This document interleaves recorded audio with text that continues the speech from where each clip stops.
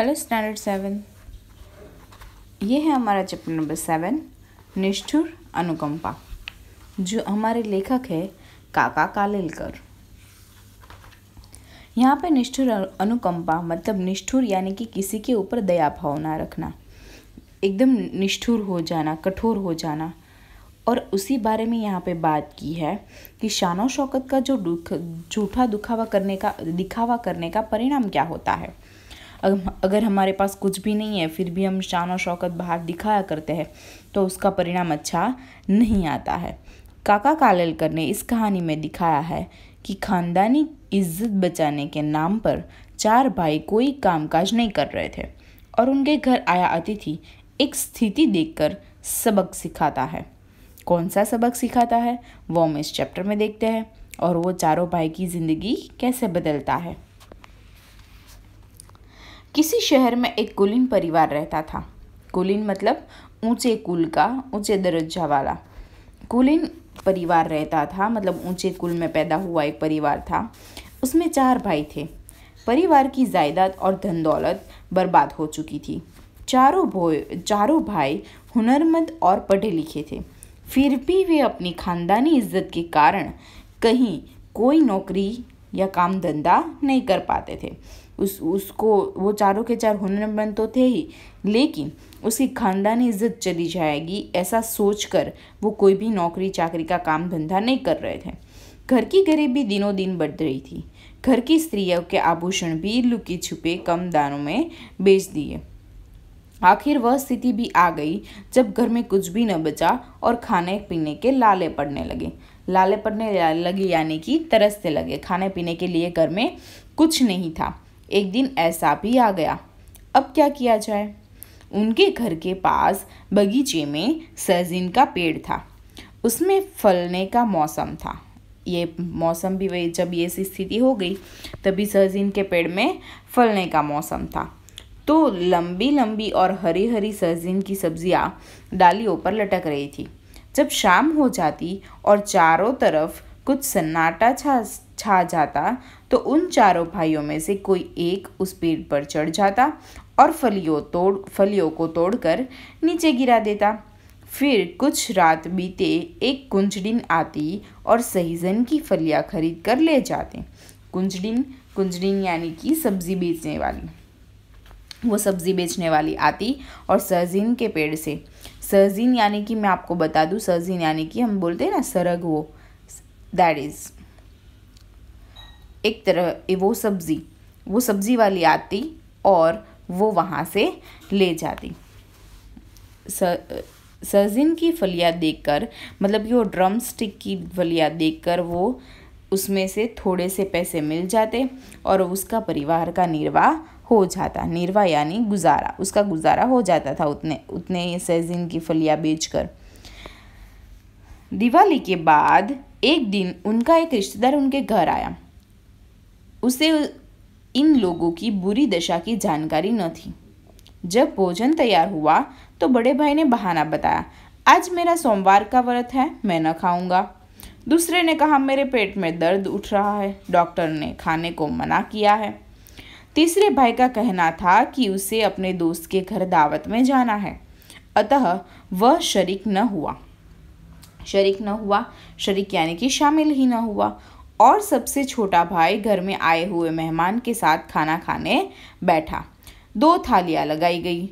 जब दोनों जन खाने बैठे तो बूढ़ी माँ मेहमान से खाने का खूब आग्रह करती रही, लेकिन उसके अपने छोटे लड़के को जरा भी न पूछा।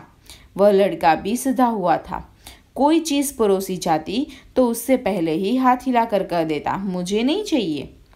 तो जब वो दोनों खाने बैठे, उसका जो रिश्तेदार आया था उसके साथ सब ने तो एक एक बहाना करके, चारों भाई में से 3 भाई तो निकल गए और एक भाई था जो छोटा था वो उसके साथ खाने बैठा, लेकिन वो भी पड़ा हुआ था कि जब कोई देने पीरसने के लिए आए तो उसको मना कर देता था।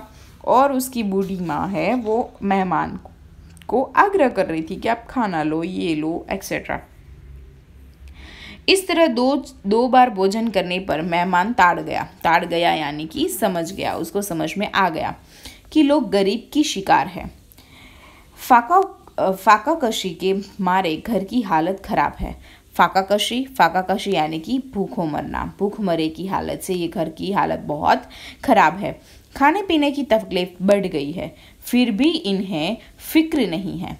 किसी तरह उस रात का खाना खाकर वह मेहमान बरामदे में सो गया। सो क्या गया, उसने सोने का ढोंग रचा। वो पूरी तरह से नहीं सोया हुआ था, उसने सोने का ढोंग रचा, मतलब ऐसा नाटक कर रहा था कि वो बरामदे में सो गया। बरामदे यानी कि बाहर की छज। करीब 10 बजे रात को वह कुंजड़िन आई। बड़े भाई ने बड़ी सावधानी से बिल्ली की तरह दबे पैरों से पैदकर चढ़कर सहजीन की काफी फलियां तोड़ी। कुंजड़िन जानती थी कि इस वक्त उनकी गरज है। वह जो दाम देगी वो ले लेंगे, ज्यादा पैसे में उससे न मांगेंगे। जब बड़ा भाई टोकरी में सहजन की फलियां लेकर कुंजड़िन के पास आया तो उसने दाम कम दिया और कहा, आजकल सहजन की मांग नहीं है, मुझे भी बाजार में लाभ नहीं होता। अब मैं तुमको पहले की तरह ज्यादा कीमत नहीं दे सकती। तुम्हारी गरज हो तो दाम लो, नहीं तो मैं चली। गरज यानी कि ज़रूरत। वो कुंजड़िन को भी अब पता चल गया था कि ये लोग इसके ऊपर ही डिपेंड है और ये मुझे सहजन की फलियां देने ही वाले हैं। तो वो क्या करती थी, इसको झूठ बोल देती थी कि आज सहजन की बाजार में मांग नहीं है, मुझे भी मुनाफा नहीं होता है, इसलिए मैं आपको ज़्यादा दाम नहीं दे पाऊंगी। इसीलिए उसको भी वो कम पैसे देती थी। बड़े भाई ने मुंह पर हाथ रखा, तुम जितना देना चाहो दे दो, मगर जोर से मत बोलो, बरामदे में हमारे मेहमान सो रहे हैं, जाग जाएंगे। फिर वो कुंजड़िन को बोलने लगा कि थोड़ा धीरे बोलो वरना ये मेहमान जाग जाएंगे। कुंजड़िन ने उस मौके का लाभ उठाकर उन फलियों में से दाम और भी घटा दिया और लाचार होकर बड़े भाई को उतने ही पैसे लेने पड़े जितने कुंजड़िन ने दे दिए। अब तो उसको मौका मिल गया कि चलो यहाँ पे तो गेस्ट है, तो ये तो कुछ बोलने वाला है नहीं, इसलिए कुंजड़िन ने और दाम कम कर दिया और बड़े भाई ने चुपचाप ले लिया। कुंजड़िन वहां से चली गई। चार पाइयों पर सब लोगों के जोर जोर से खर्राटे सुनाई पड़ने लगे। एकमात्र मेहमान अब भी जाग रहा था। वह दूरदर्शी तो था ही। उसने सोचा, यह कितना अच्छा प्रतिष्ठित खानदान है। झूठी और बनावटी इज्जत के ख्याल से ये नौजवान लड़के खाने पीने की तकलीफ बर्दाश्त कर रहे हैं और इस मामूली सहजन के पेड़ के भरोसे अपना गुजारा कर रहे हैं। वो ऐसा सोच रहा था कि ये इतने चारे भाई हट्टे कट्टे नौजवान हैं, कुछ भी काम कर सकते हैं, लेकिन सिर्फ इज्जत के खातिर वो काम ना करके ऐसा भूखमरा भुगत रहे हैं। तो उसके लिए ये चुपचाप बैठा, बरामदे में एक कोने में पड़ी कुल्हाड़ी उठाई और बिना कोई आहट से सहजन के पेड़ के पास पहुंचा। पेड़ को जड़ के पास से काट कर धरती पर गिरा दिया। फिर पौ फटने से पहले ही नीम अंधेरे में मेहमान उस घर से चल दिया। उसने क्या किया, रात को वो जगी रहा था, बाकी सारे तो सो रहे थे। कुल्हाड़ी लेकर उसने उस सहजन के पेड़ को काट दिया और अंधेरे में ही वहां से चला गया। जब सवेरा हुआ, बड़े भाई ने उठकर देखा कि मेहमान बरामदे में से गायब है और बगीचे में सहजन का पेड़ भी कटा पड़ा है। घर को सहारा देने वाली किसी बुजुर्ग के मरने से मातम छा जाता है, वैसा ही उस परिवार का मातम छा गया। चारों भाइयों की मां कहने लगी, यह दुष्ट मेहमान कहाँ से आया था? यह रिश्तेदार नहीं, मेहमान नहीं, पिछले जन्म का हमारा दुश्मन था। मगर इसे हमारी बुरी हालत पर तरस आ रहा था तो चुपचाप हमारे पर 8-10 मन अनाज भेज दिया होता। हमारे परिवार के एकमात्र सहारे सहजन के पेड़ को इसने क्यों काट डाला? उसकी बूढ़ी अम्मा बोल रही थी कि इसको इतना ही शौक था हमें मदद करने का, तो उसने पेड़ क्यों काट दिया? हमें 8-10 मन अनाज दे देता तो भी हमारा गुजारा अच्छे से कर लेते। इसको मेहमान नहीं बोलते, इसको तो दुश्मन बोलते हैं। वैसा वो भला बुरा बोलने लगी। और जैसे ही घर में कोई बुजुर्ग मर गया है और मातम जैसा छा जाता है, वैसा ही मातम इस पेड़ के कटने पर छा गया। बड़े भाई ने माँ से कहा, अम्मा, जब तक हमारा बस चला हम की पुश्तैनी इज्जत बचाई। जब तक हमारा बस चला, मतलब जब तक हमारा काम चला तब तक हमने ये चलाया, पर अब कुछ नहीं हो पाएगा। ये पुश्तैनी इज्जत बचा ली हमने। कई पीढ़ियों से जो पुश्तैनी यानी कि कई पीढ़ियों से जो इज्जत आ रही थी हमारी, वो हमने बचा ली। लेकिन अब तो न किसी की नौकरी की, न भी किसी के आगे हाथ फैलाया, मगर आगे गुजारा चलाना बहुत मुश्किल है। कहीं ना कहीं काम ढूंढना पड़ेगा। उस बस्ती में चारों भाइयों की अच्छी इज्जत थी। खानदान और ईमानदारी के लिए वे काफ़ी प्रसिद्ध भी थे। जहाँ जाते वहीं लोग उससे अच्छा बर्ताव करते। एक बड़े धनी मानी सज्जन ने बड़े भाई को अपने यहाँ नौकरी पर रख लिया। अन्य भाई भी कहीं ना कहीं नौकरी पे लग गए। दूसरी दिवाली आई, वही मेहमान फिर उसके घर आया। उसने कबूल किया कि आंगन का वह पेड़ उसी ने कुल्हाड़ी से काट गिराया था। उस कठोर कर्म के पीछे उसका दिल में नेक नियति थी, कोई खराब इरादा न था। घर के लोग भी यह अच्छी तरह जान गए थे।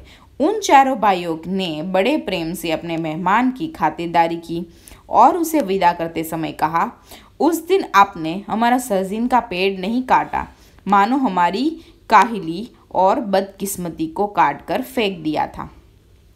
वो उसको क्या बोलने लगे कि आपने अच्छा हुआ कि वो पेड़ काट दिया, उस पेड़ के साथ साथ आपने हमारी बदकिस्मती को भी काट दिया था। सुस्ती और ढिलाई, मतलब हम जो आलस कर रहे थे, काहिली यानी कि आलस, ढिलाई कर रहे थे, उसको भी आपने काट गिराया।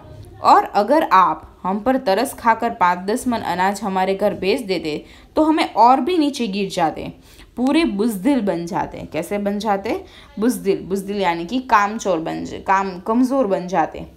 कमज़ोर हो जाने के कारण अगर आप लोग मुझे हेल्प कर देते तो हम कमज़ोर हो जाते, चलो कोई ना कोई हेल्प कर रहा है, बुज़दिल बन जाते। तो आपने हमारे आंगन का पेड़ गिराकर हमारी गिरी हुई किस्मत को ऊंचा उठा दिया है, और दुनिया में भाई बंधु हो तो ऐसे हो।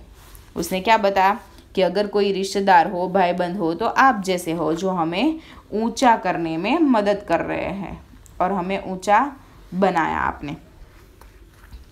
तो इसी चैप्टर में हमें क्या सीख मिलती है? हमें मेहनत करनी चाहिए और काम धंधा करने चाहिए, किसी के ऊपर डिपेंड नहीं रहना है। और उसके साथ मैंने जो आपको होमवर्क में दिया है उसमें से आपको लिखना है श्रुत लेखन 5 टाइम, मौखिक के क्वेश्चन आंसर्स, लिखित क्वेश्चन आंसर्स, और पीछे जो एक्सरसाइज है वो टेक्स्ट बुक में आपको फिलअप करनी है। Okay, thank you.